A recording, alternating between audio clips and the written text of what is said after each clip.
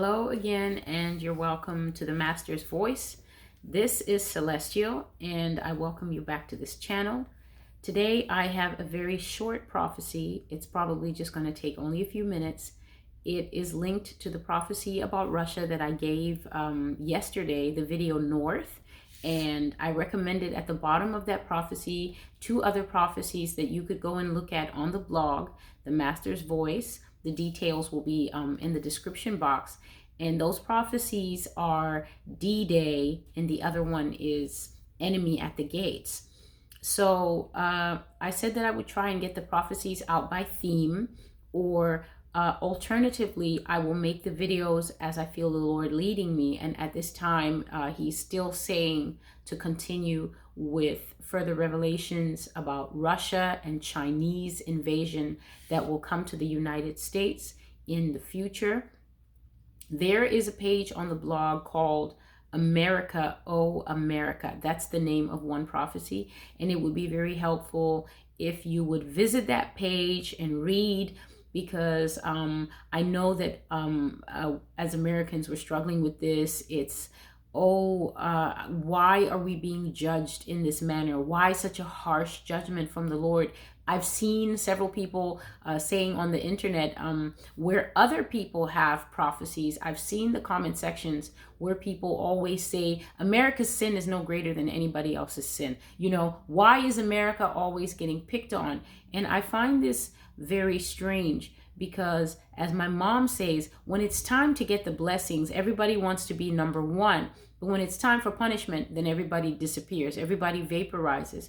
And so I find it peculiar that a nation that accepts its number one position in the world, it does not hide away from the fact that it is an influencer, it is a change maker, it is a powerhouse. It has always been the center of allied powers in the past, and always eager to take the first place, to take the number one spot at the Olympics, to lead in the areas of technology, innovation, business, banking, money, food, social stuff like fashion.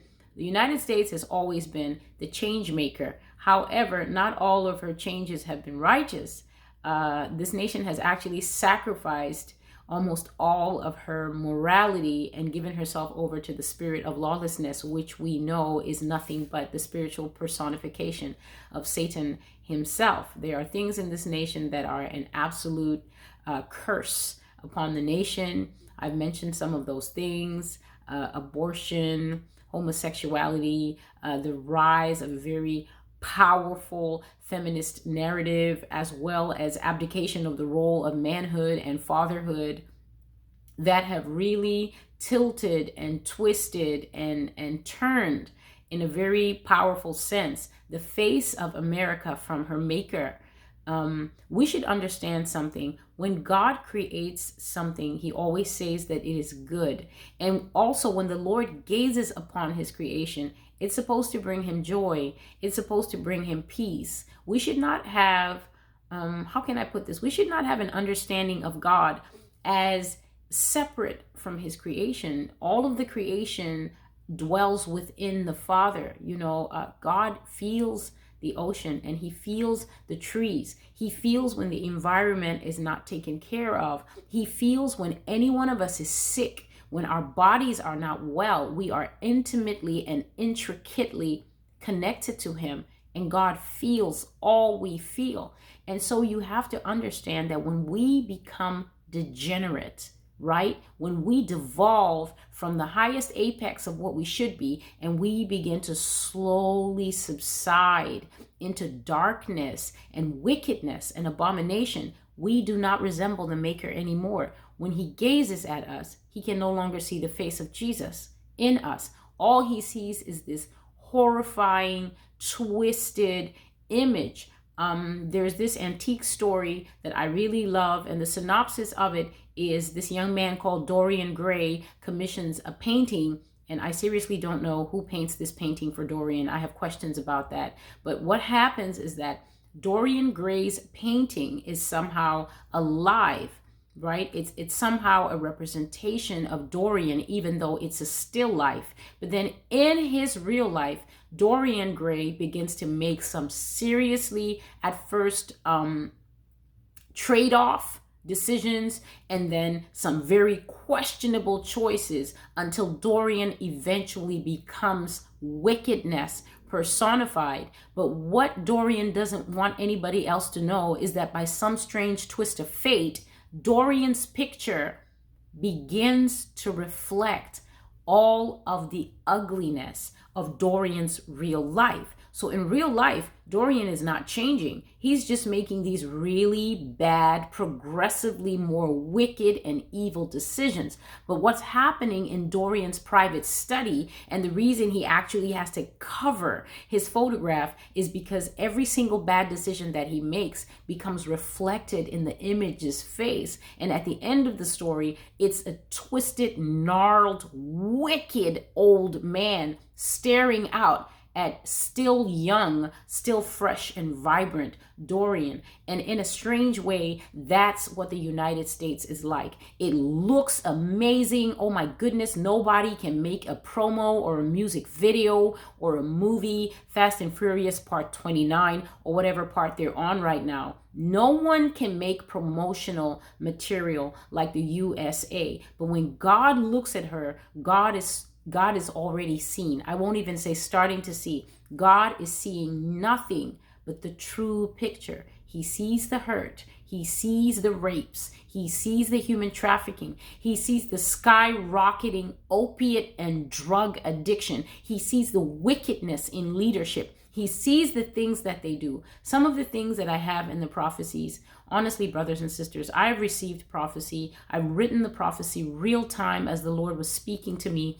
And then, excuse me, when I've gone back to read these prophecies, I am just amazed. I live in New York City, and I just live on one street and one house and one apartment building. And there is no way that I can see the things I see unless the Lord is revealing them. And I read them back and I think to myself, Lord, how is this happening and the sun is still shining? How is this happening and the very earth is not crying out against us that this is happening? So the prophecy that I will read today is nothing more than the Lord continuing to let the United States of America know that judgment has been prescribed, judgment has been set, judgment is in the concrete. We can pray, we can fast, we can intercede. In fact, we should pray and we should fast and we should intercede. I know I do that, and I know my church has constantly been doing that throughout this year.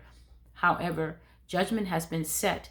And this is a situation of the hand of God, praying for the hand of God to cover not only his people, but to also bring into the kingdom all those people who want to give their lives to Christ, who want to come out of the world system, who want to be changed, who want to repent. But that is not going to change the fact that God will do these things. And so I'm here as a messenger of the Lord Jesus Christ to deliver these messages in the prayerful hope that people will listen and they will share the messages and they will tell other people. And if those other people disdain these messages, if they say this is absolute nonsense, she doesn't know what she's talking about, she's off her head, and all the other nasty things that they say, this moves me not 1%, not even 0.0001%, because I know who spoke to me. I know the things that I have seen, and I will be obedient to him till the last. So let's go into the prophecy today. It's a very short one, and I'll be back hopefully with at least 2 more videos if I can manage it today. This prophecy was given to me on the 21st of December, 2019, and it's called D-Day. Now, to history buffs or to anybody who actually had to sit through modern history, D-Day is June 6, 1944, and that was the day that the Allied powers invaded France, France was under Allied, the axis of evil occupation.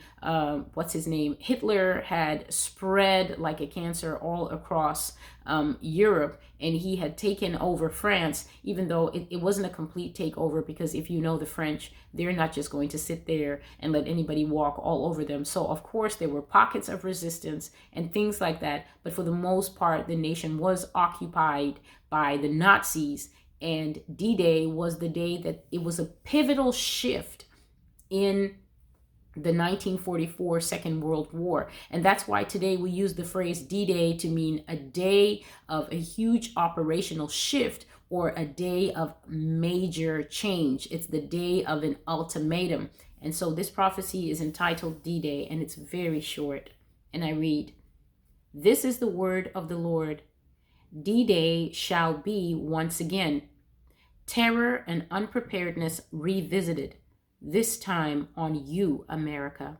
Ships will emerge out of the fog, and you will be surrounded on both sides, east and west. They will squeeze you in a vice until you vomit out your treasures into the hands of your worst enemies.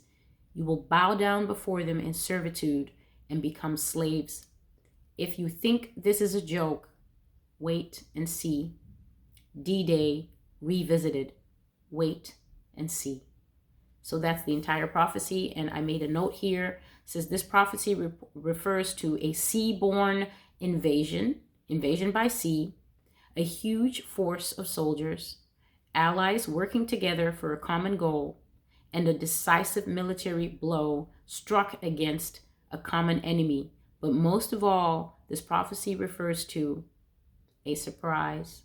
So D-Day completely came as a surprise to Hitler. Hitler had really been hammering the modern world throughout the war, but somehow they were able to scramble communications. They were able to keep this one invasion quiet. And when they showed up, it was in these really massive ships that didn't seem to have much on them, just soldiers on the hull, and then that hull would open up. We've seen it in all the movies with Tom Hanks and the rest of it. The hull would open up, and the soldiers literally stormed the beaches of Normandy, and they also received very heavy air support. So I have prophecies on the blog where I've seen airborne invasion and so many soldiers parachuting down from the sky. I mean, the sky was just thick with them, with foreign soldiers parachuting down from the sky. And I've also seen these huge hulls, as if I'm standing on the beach and this massive ship comes out of the fog, and these ships are landing on the shores of America on the East Coast and on the West Coast, and she is utterly unprepared, does not even know that the beaches are being stormed. I've seen submarines coming up, and soldiers storming the beaches, literally coming out of the sea as well.